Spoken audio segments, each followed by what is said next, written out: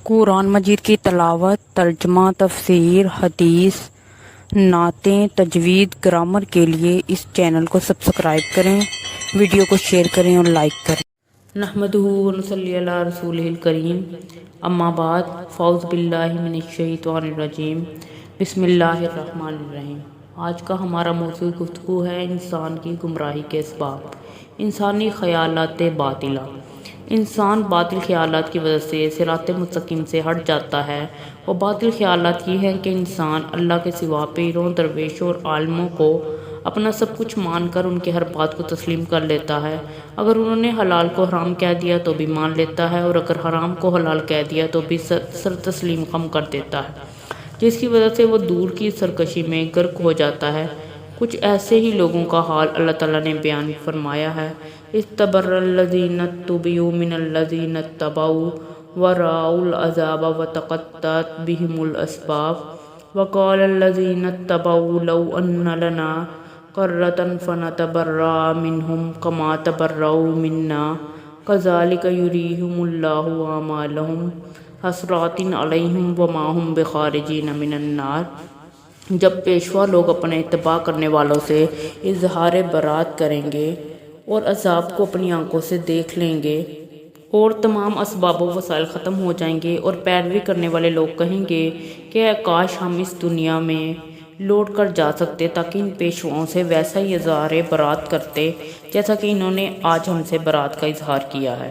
اس طرح اللہ انہیں دکھائے گا کہ ان کے اعمال ان کے لیے باعث حسرت و ندامت بن گئے، اور وہ لوگ عذاب نار سے کسی بھی طرح نہیں نکل سکیں گے۔ دنیا میں انسان اپنی خواہشات کی تکمیل کے لیے کوئی نہ کوئی نرمی کا راستہ اختیار کرتا ہے۔ اس طرح ہمارے اکثر ایسے بھائی ہیں جنہوں نے قرآن و حدیث سے بڑھ کر ایسے لوگوں کو ترجیح دی ہے جو کہ حقیقتاً قرآن و حدیث سے کورے ہوتے ہیں، ان کی ہر بات کو قرآن کی جگہ اور نبی کریم کی حدیث کی جگہ مانتے ہیں۔ مثلاً جاؤ جو چاہو سو کرو، میں تمہیں اللہ سے بچا لوں گا، نماز پڑھنے کی کوئی ضرورت نہیں اور حلال و حرام میں فرق کرنے کی بھی کوئی ضرورت نہیں۔ غرض کہ وہ باطل پیرا اور درویش جن کو وہ حقیقتاً اپنا الہ مان لیتے ہیں اور دنیا کی ہر چیز سے بے خبر ہو کر ان کی بات کو تسلیم کر لیتے ہیں۔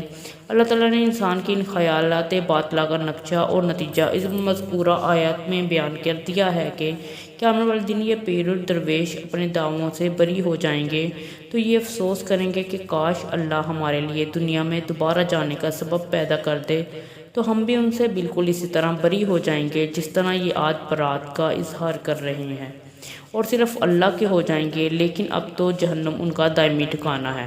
اب پچھتائے کیا ہو جب چڑیاں چگ گئی کھیت۔ ایک اور مقام پر اللہ تعالیٰ اسی بات کو بیان کرتا ہے،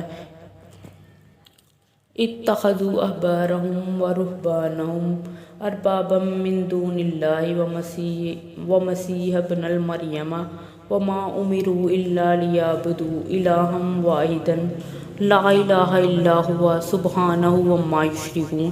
ان لوگوں نے اپنے عالموں اور اپنے عابدوں کو اللہ کے بجائے معبود بنا لیا، اور مسیح ابن مریم کو بھی، حالانکہ انہیں تو صرف ایک اللہ کی عبادت کا حکم دیا گیا تھا جس کے علاوہ کوئی معبود نہیں۔ وہ مشرکوں کے شرک سے پاک ہیں۔ اس آیت میں اللہ تعالیٰ نے بہت وضاحت کے ساتھ بیان فرما دیا ہے کہ جو اپنے عالموں، عابدوں، پیروں اور درویشوں کو اللہ کا مقام دے ان کا حشر کیا ہوگا۔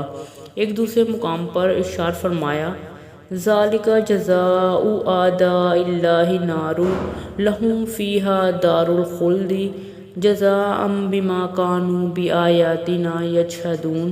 وقال الذین کفروا ربنا ارنا الذین اضلنا من الجن والانس نجعلہما تحت اقدامنا لیکون من الاسفلین۔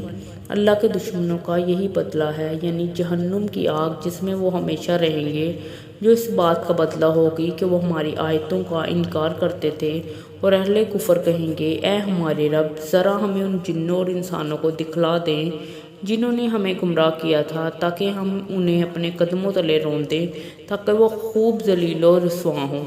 وہ شیاطین جن و انس جن کی بات مان کر یہ دنیا میں اللہ تعالیٰ کی نافرمانیاں کرتے رہے، انہیں جب وہ جہنم کی آگ میں جلتا دیکھیں گے تو اپنے غیظ و غضب کا اظہار ان کے خلاف کریں گے جن کی باتیں مان کر یہ لوگ اللہ تعالیٰ کی بغاوت کرتے تھے، ان کو طلب کرنے کی فرمائش کریں کہ اے اللہ ان کو ذرا ہمارے سامنے لا تاکہ ہم ان کو اپنے پاؤں تلے رون دیں اور ان کو جہنم کی سب سے گہری کھائی میں پھینک دے۔ اللہ ہمیں ایسے باطل خیالات سے محفوظ فرمائے، آمین۔ صدق اللہ العظیم۔ مہربانی کر کے چینل کو سبسکرائب کریں اور ساتھ لگے بیل آئیکن کو دبائیں، اور سبسکرائب کرنا بالکل فری ہے۔